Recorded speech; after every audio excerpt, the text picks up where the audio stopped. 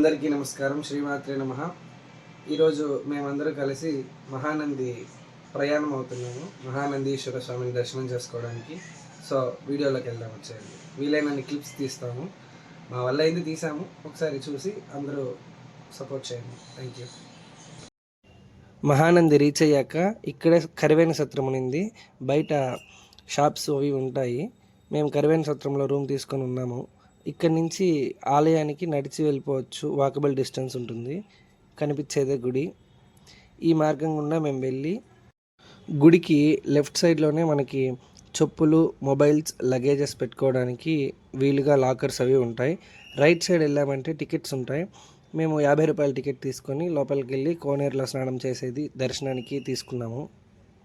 Ticket తీసుకొని నేరుగా లోపలికి వెళ్ళగానే కోనేరులో స్నానం చేసి స్పర్శ దర్శనానికి, కుంకుమార్చనకి కూడా మేము టికెట్ తీసుకున్నాం. అలానే గుడి లోపల మహానందీశ్వర స్వామి, కామేశ్వరి అమ్మవారితో పాటు రామాలయం కూడా ఉంటుంది. రాముల వారిని సపరివారంతో ఉంటారు. దాన్ని కూడా మనం చూడొచ్చు.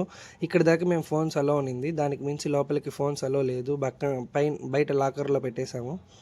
సో ఇవి మేము తీసిన క్లిప్స్. ఈ ఆలయాన్ని 7వ శతాబ్దంలో బాదామి చాళుక్య రాజులు నిర్మించినట్లు స్థల పురాణం మరియు ఆలయ శిల్పకళ ద్వారా తెలుస్తుంది. తర్వాతి కాలంలో విజయనగర రాజులు కూడా దీనిని అభివృద్ధి చేశారు. ఇక్కడ శివలింగం సాధారణ లింగంలా కాకుండా పుట్ట ఆకారంలో కొద్దిగా అణిగి ఉంటుంది. పూర్వం నందరాజు అనే రాజు తన ఆవులను మేపుతుండగా వాటిలో ఒక కపిల గోవు ప్రతిరోజు అడవిలోకి వెళ్ళి ఒక పుట్టపై పాలు కురిపించేది. ఆవుని అనుసరించిన రాజుకు అక్కడ శివలింగం దర్శనమిచ్చింది. ఒక్కసారి రాజు ఆవును మందలించబోగా ఆవు తొక్కిడిలో శివలింగం కొద్దిగా అణిగిపోయిందని నేటికి శివలింగంపై ఆవు గిట్టెల గుర్తులు కనిపిస్తాయి. పురాణాలు చెబుతున్నాయి. ఇక్కడ కోనేరు రుద్రగుండం అని పిలుస్తారు. ఈ ఆలయ ప్రాంగణంలో ఉన్న కోనేరు చాలా ప్రసిద్ధి చెందాయి.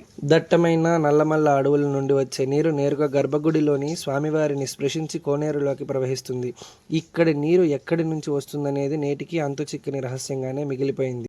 ఈ క్షేత్రంలో మహానందీశ్వరుడితో పాటు కోదండరాముల వారు కూడా కొలువై ఉండటం వలన దీనికి ప్రత్యేక ప్రాముఖ్యత ఉంది. జై శ్రీ మహాదేవాయ నమః. ఓం శ్రీమాత్రే నమః. ఈ వీడియో కనుక మీకు నచ్చినట్లయితే దయచేసి డివైన్ వాక్ విత్ భార్గవ్ అనే యూట్యూబ్ ఛానల్ని సబ్స్క్రైబ్ చేసుకోండి, సపోర్ట్ చేయండి. Thank you.